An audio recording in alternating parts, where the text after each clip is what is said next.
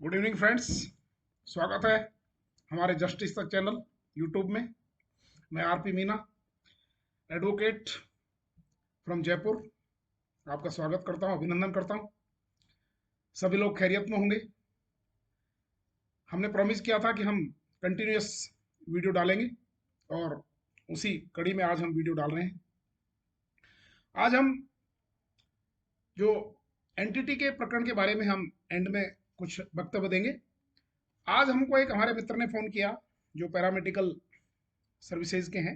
उनके बारे में हम अवश्य ही कल या परसों हाईकोर्ट में जाकर के और पूरा पता लगाएंगे। लेकिन अभी जो लेटेस्ट जो न्यूज है, आज से 4 महीने पहले, 4 महीने भी बल्कि व्यतीत हो चुके हैं, 17 मार्च को 4 महीने पूरे हो चुके हैं, जो राजस्थान उच्च न्यायालय की जोधपुर पीठ है उसने उस प्रकरण में राज्य सरकार को जो रिट पिटिशंस बहुत सारे कैंडिडेट्स की पेंडिंग पड़ी हुई थी, उनका निपटारा करते हुए राज्य सरकार को यह आदेश दिया था कि इस प्रकरण की 4 महीने के भीतर भीतर जांच करके और कैंडिडेट्स को जवाब दिया जाए और जो भी फैसला है, यदि उनको नियुक्ति देनी है तो नियुक्ति दी जाए, रद्द करनी है तो रद्द किया जाए। तो अभी तक जो मेरी जानकारी में बात आई है उसके अकॉर्डिंग राज्य सरकार ने अभी तक अपनी रिपोर्ट उसमें सबमिट नहीं की है। अब सवाल उठता है कि जब राज्य सरकार ने अपनी रिपोर्ट सबमिट नहीं की है और उधर आपकी रिट पिटिशन जो थी उसका डिस्पोजल हो गया है, तो अब कैंडिडेट्स हमसे पूछते हैं कि अब हम क्या करें ऐसी कंडीशन में। तो मित्रों, घबराने की कोई आवश्यकता नहीं है। ऐसी रिट राजस्थान उच्च न्यायालय की जयपुर पीठ में भी कई पेंडिंग पड़ी हुई है।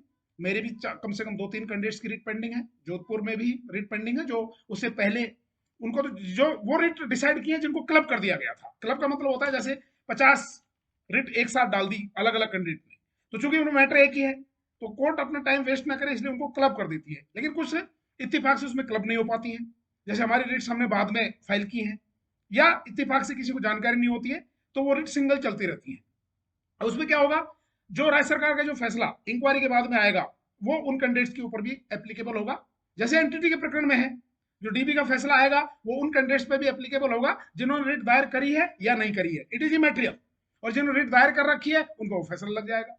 सरकार अगर जिन्होंने रिट दायर नहीं कर रखी है उनको अगर नियुक्ति नहीं देती है डीबी के फैसले के बाद में, चाहे वो पैरामेडिकल सर्विसेज का मामला हो, चाहे वो एनटीटी का हो, चाहे किसी भी पटवारी भर्ती का हो, चाहे आरएस का हो, आरजेएस का, किसी का भी, उस कंडीशन में जिन्होंने रिट दायर नहीं कर रखी है वो क्या करी, या तो राज्य सरकार एप्लीकेशन दे करके उनको नियुक्ति दे देगी, नहीं देती है तो फिर आप राज्य सरकार के फैसले को लेकर के, अपने नोटिस को लेकर के, और जो सरकार ने आपके फेवर फैसला दिया है हाईकोर्ट ने, उसको लगा करके आप जो है एक रिट हाईकोर्ट में दायर कर देंगे।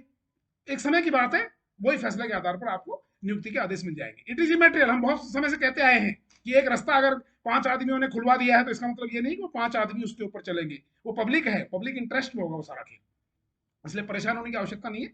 पैरामेडिकल जो सर्विसेज का मामला है उसमें हम पूरी जानकारी आपको देंगे। लेकिन अभी तक, अच्छा अब क्या करें, सपोज करिए कि राज्य सरकार ने 4 महीने में रिपोर्ट नहीं दी है, तो मित्रों उसके लिए यही कि जो जिन्होंने जोधपुर में, मैंने जोधपुर में रिट नहीं लगाई थी, उसमें जिन्होंने जोधपुर में रिट लगा रखी है वो कैंडिडेट 2 या 3 मिल करके और एक कंटेम्प्ट पिटिशन दायर कर दीजिएगा, मेरे पास आ जाएगी, मैं दायर कर दूंगा। आजकल तो ऑनलाइन सिस्टम है, जोधपुर से भी हम उसका फैसला करवा देंगे, कोई प्रॉब्लम नहीं। उसमें एक कंटेम्प्ट पिटिशन, अवमानना याचिका जो है, अब वो अवमानना के लिए फिट केस बन गया है। पहले हम क्या करेंगे, राज्य सरकार को एक नोटिस देंगे, भाई 4 महीने में आपको माननीय उच्च न्यायालय ने आदेश दिए थे कि आप उसमें 4 महीने में अपनी रिपोर्ट पूरी करके हमको नौकरी दें, या जो भी फैसला करना है, whatever it be, but you have to decide the case within a period of maximum 4 months.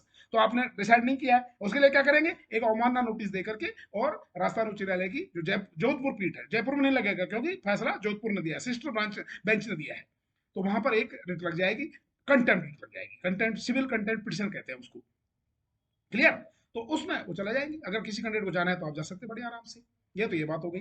अब कई कैंडिडेट्स हमसे पूछते हैं कि साहब अगर कोई जजेज जो है लॉ का वोलेशन करते हैं, देखिए मेरिट्स के ऊपर केस को डिसाइड करना और डीमेरिट्स पर डिसाइड करना ये जजेस का डिस्क्रिशन होता है, इसलिए जो लोअर कोर्ट के फैसले होते हैं वो अपर जो हाई कोर्ट होता है वो खत्म कर देता है। हाई कोर्ट के फैसले माननीय सुप्रीम कोर्ट में जाकर कई धाराशाही हो जाते हैं। कई फैसले तो हमने यहां तक भी देखे हैं, इन सर्विस मैटर्स में देखे हैं कि एक एक एक इंडियन रेवेन्यू सर्विस के अफसर को गवर्नमेंट ने जो है कंपलसरी आर्बिट्री रूप से रिटायर कर दिया था। जो माननीय ट्रिब्यूनल है उसमें वो हार गया था, जो कैट होता है, central administrative tribunal. High court जो है दिल्ली ने भी उसके खिलाफ फैसला दिया, और जो माननीय सुप्रीम कोर्ट है उसने दोनों फैसलों को खत्म कर दिया और उसको जो है वापस रजिस्ट्रेट करने के आदेश दे दिए। हालांकि वो इत्तेफाक से तब तक वो नॉर्मल रिटायरमेंट की एज तक पहुंच चुका था, लेकिन he will get his all benefits and all.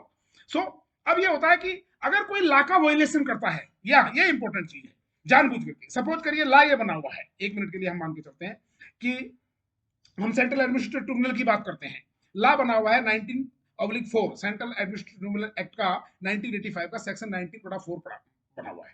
अब उसमें यह लिखा हुआ है कि अगर ट्रिब्यूनल में 19/3 के तहत कोई एप्लीकेशन एडमिट कर ली है ट्रायल के लिए, एडजुडिकेशन के लिए, तो फर्दर रिप्रेजेंटेशन या रिप्रेजेंटेशन अगर राज्य सरकार के पास में या केंद्र सरकार के पास में पेंडिंग पड़ा हुआ है तो वो पेंडिंग ही पड़ा रहेगा। दैट मीन उसको कहते हैं Abbott, that will stand Abbott. उसमें राज्य सरकार या केंद्र सरकार, चाहे वो रेलवे है, चाहे पुलिस डिपार्टमेंट है, चाहे इनकम डिपार्टमेंट है, वो कोई एक्शन नहीं लेंगे, क्योंकि माननीय ट्रिब्यूनल ने 19/4 सेक्शन जो है कैट एक्ट, उसके तहत उसको एडमिट कर लिया है एडजुडिकेशन के लिए। अब सपोज करिए उसके बावजूद भी किसी कैंडिडेट को का रिप्रेजेंटेशन पेंडिंग पड़ा हुआ था और उनको पता है, गवर्नमेंट को पता है कि 19/4 में 19/3 के तहत जो केंद्रीय प्रशासनिक अधिकरण है उसने ट्रायल के लिए एडमिट कर लिया है, तो सरकार उसमें कुछ नहीं कर सकती।